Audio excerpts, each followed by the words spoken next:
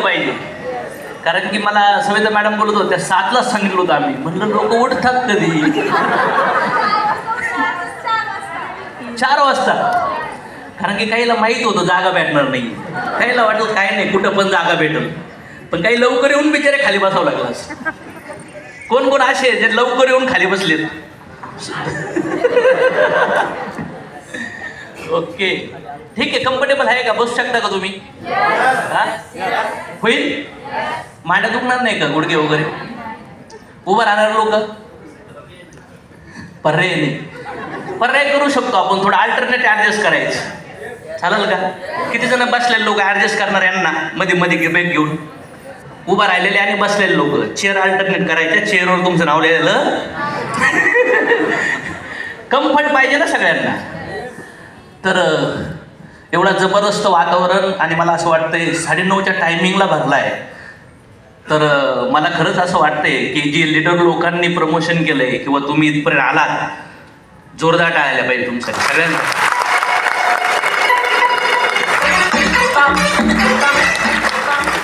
आजच्या प्रोग्रामचं नाव काय आहे? Unlock your. म्हणजे काय हो?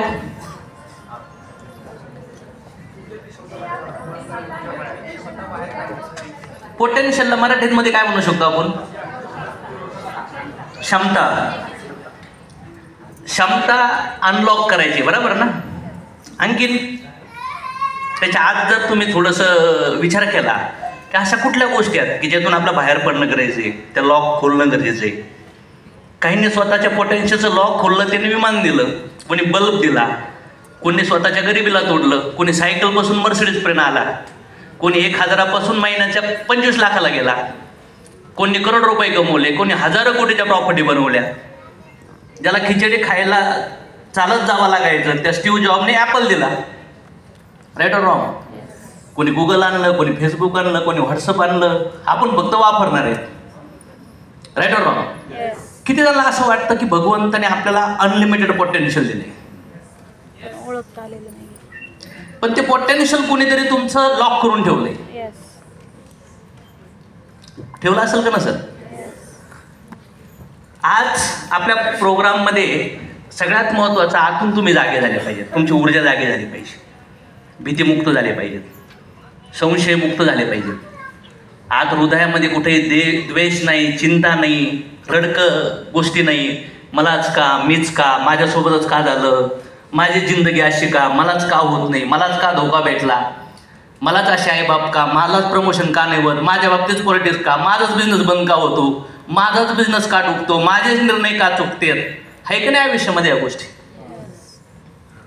किती लोकांना असं वाटतं आयुष्यात जन्मापासून कधी ना कधी तुमचे निर्णय चुकलेत? कुठले पण असतील, चुकलेत का नाही चुकलेत? आणि ज्यांचे चुकलेच नाही ना, त्यांनी साला नवीन करण्याचा प्रयत्नच नाही केला. जर तुम्ही चुकला नाही येत ना, मग तुम्हाला काय वाटतं तुम्ही लय महान आहेत का? तुम्ही जमिनीवर बसलेले आहेत, पडलेच नाही ना जिंदगीत कधी. पडलं पाहिजे माणसांनी. किती जण लोक खेळामध्ये पडलेत, जे पडलेच नाही ना ते खेळलंच नाही एवढं. Right or wrong? न पडता तुम्ही मोठे अचिव्हमेंट करूच शकत नाही. पडावंच लागतं, चुकावंच. ड्रॉइंग करताना पण तुम्ही तुमच्या आयुष्यात चुका केलेल्या आहेत. हँडरायटिंग करताना, 1 काढताना, मल्टिप्लिकेशन करताना, गुणाकार भागाकार करताना कोणी कोणी केलं? सगळ्यांनीच केलं की गुणाकार भागाकार. आता पण नवीन रेसिपी करायला लागले, युट्यूबवर बघितलं, लय भारी आवडली, पण केल्यानंतर एक घास खाला.